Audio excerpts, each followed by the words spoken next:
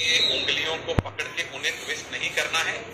Wrestling है ये, वो WWE वाली रेसलिंग नहीं है जो आप सोनी पे देखते हैं, जहां आप इंजर कर सकते हैं। जहां विरोधी को चोट नहीं पहुंचानी है, मूव लगाने हैं और मूव्स के आपको पॉइंट मिलते हैं। टेक डाउन अभी अभी एडुल कुरोए ने किया था।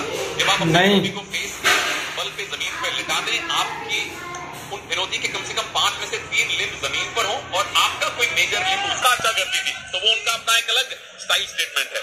बिल्कुल गाते हुए आती है और गाते हुए जाती है, लेकिन इस बार गाते हुए नहीं दिखी क्योंकि उनको पता है मुकाबला भारत से है।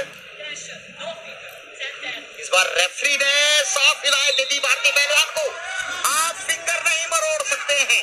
अगर दोबारा ऐसी हरकत करी तो कॉशन और 1 पॉइंट विपक्षी को दिया जाएगा। पहले वार्निंग मिलती है वर्बल, अगर दोबारा से नौबत आई तो कॉशन, जिसका 1 पॉइंट जैसा कृपा जी ने बताया विरोधी को मिल जाता है। पहला राउंड समाप्त होने वाला है। वार्निंग्स और लेग अटैक फिर से है और अब तक टेक डाउन हुआ नहीं है। अंशु मलिक कोशिश कर रही है इस चंगुल से निकलने की, पॉइंट अब तक गवाया नहीं है, अब उसकी नौबत आ गई है।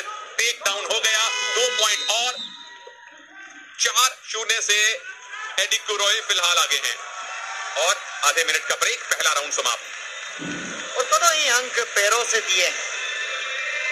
जहां टेक डाउन करने के बाद फिर 2 अंक। तो ओडुनायो ने लीड बनाई है, लेकिन आउट एंड आउट अग्रेसिव वो नहीं खेली है, संतुलित गेम खेला है।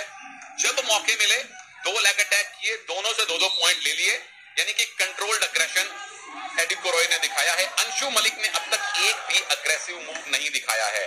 3 मिनट बाकी हैं और 3 मिनट रेसलिंग में एक बहुत बड़ा समय होता है वापसी करने के लिए। एक मूव आपका सही पड़ गया तो जीत सकते हैं। तो तनेजा भाई ये कह सकते हैं न्यू रेसलर पे अनुभव भारी पड़ रहा है। बिल्कुल, प्रतिभा पर अनुभव भारी पड़ रहा है। हालांकि प्रतिभा उधर भी है, ओडू कुरोए के पास बहुत दिग्गज पहलवानों में इनकी गिनती होती है और नाइजीरिया से बहुत अच्छे रेसलर निकल कर आते हैं।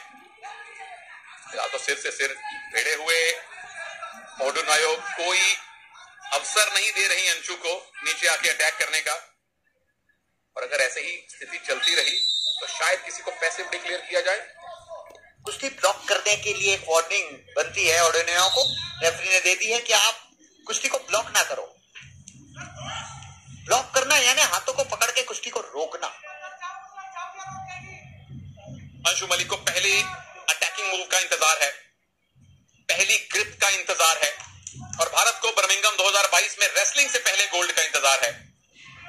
और ये तो खैर जो भी लोग रेसलिंग फॉलो करते हैं जानते थे कि यहां से गोल्ड के लिए बहुत मेहनत करनी पड़ेगी, असंभव नहीं है। लेकिन ओडुनायो बहुत खतरनाक रेसलर हैं और देख लीजिए आउट एंड आउट अग्रेसिव अभी भी नहीं है। वो अभी भी सिर्फ टाइम निकाल रही है, लीड अपने पास रखना चाहती हैं। क्या पैसिविटी मिलेगी? 30 सेकंड एक्टिवेट टाइम में डाल दिया गया है। डिफेंसिव एक वार्निंग पहले मिल चुकी थी। अगर 30 सेकंड में नाइजीरियन रेसलर अंक नहीं लेती है तो 1 अंक अंशु को मिल जाए, लेकिन वो 1 अंक पर्याप्त नहीं होगा। अंशु को अटैक करना पड़ेगा। ओडुनायो ज्यादा से ज्यादा 1 पॉइंट लूज करेंगी अगर बचे हुए 18 सेकंड में उनको अंक ना मिला। अगर रेफरी को लगे कि कोई एक रेसलर ज्यादा डिफेंसिव हो रहा है तो वो उसको पैसिव डिक्लेयर कर देते हैं, फिर अगले 30 सेकंड में उसको पॉइंट लेना पड़ता है, नहीं तो विरोधी को 1 अंक मिलता है।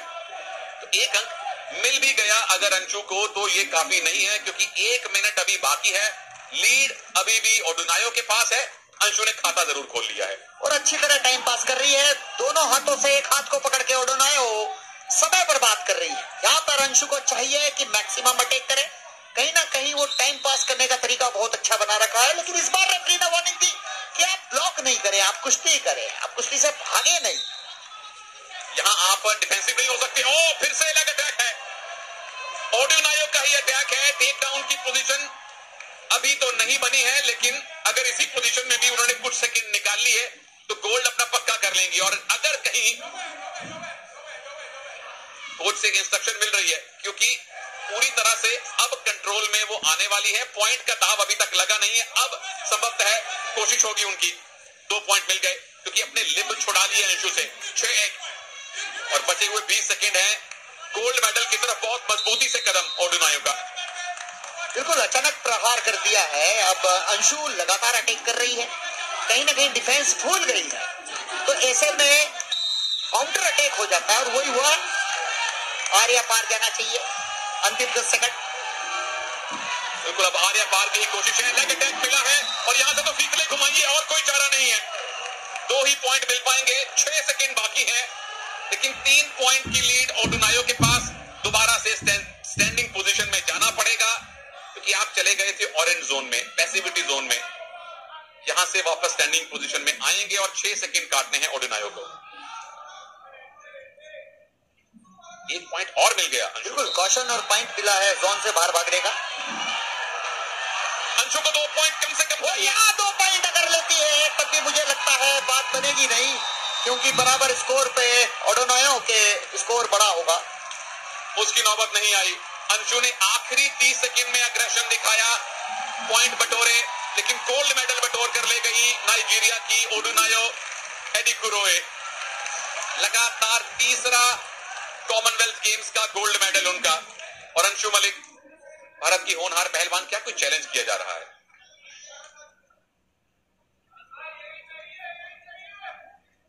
नहीं, कोई चैलेंज नहीं है। इंतजार किस बात का? अंशु शायद ये तो स्तब्ध रह गई थी, गोल्ड मेडल उनके हाथ से निकल गया है।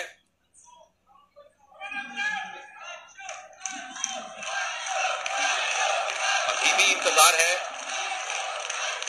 मुझे लगता है कि चैलेंज किया, बिल्कुल चैलेंज किया गया है। और चैलेंज का नुकसान बस ये है कि अगर चैलेंज का फैसला आपके विरोध में आया तो विरोधी को 1 पॉइंट मिलेगा और भारत को उसका फर्क पड़ता नहीं, चाहे स्कोर 4-6 हो या 4-7 हो। लेकिन चैलेंज है किस बात का कृपा जी, ये देखना यही है कि लेग अटैक किया और ये घुटना लगा या नहीं लगा। यहाँ पे 2 पॉइंट होते या नहीं होते, इसी को देखा जा रहा है। पीछे वाले ये वाला जो टेक डाउन था जो बाहर जाके मुकम्मल हुआ, यहाँ तो 2 पॉइंट जाहिर तौर पे मिले।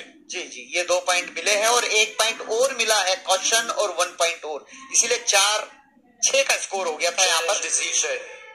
It's 2 point takedown confirmed, but not fleeing the mat. It's only takedown 2 points, and for that no fleeing the mat challenge lost. Fleeing the mat यानी कि बाहर जाने की कोशिश में भारत का कहना है कि ओडुनायो को उनके पॉइंट और कटने चाहिए। तो जो चैलेंज भारत ने किया था, एक कैलकुलेटेड रिस्क लिया था, 4-6 स्कोर हो या 4-7 स्कोर हो, ओडुनायो जीत गए हैं, मुबारक।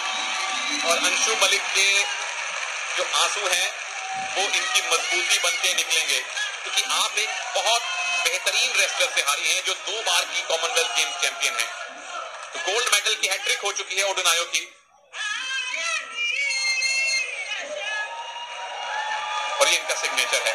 पर अंशु मलिक पहली बार कॉमनवेल्थ गेम्स में भाग लेने आई हैं, आप फाइनल तक पहुंची, पोडियम फिनिश किया है, इस बात के लिए बहुत बहुत मुबारक।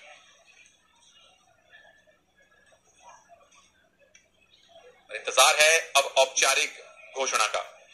और हाँ, मैच